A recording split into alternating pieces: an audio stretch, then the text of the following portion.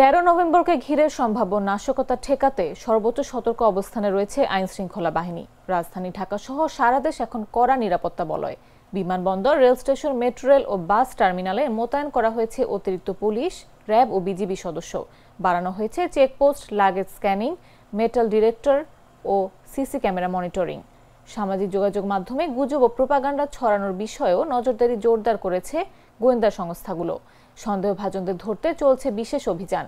Metro rail স্টেশনে নিষিদ্ধ সামগ্রী বহনে কঠোর নিষেধাজ্ঞা, যাত্রীদের ব্যাগ তল্লাশি ও গ্যাস লাইটার জব্দের ঘটনাও ঘটেছে। ডিএমপি কমিশনার, র্যাব ও পুলিশ সদর দপ্তর জানিয়েছে, আতঙ্কিত হওয়ার কিছু নেই। সুনির্দিষ্ট কোনো হুমকি না থাকলেও যে কোনো অপ্রীতিকর ঘটনা এড়াতে সর্বাত্মক প্রস্তুতি নেওয়া হয়েছে।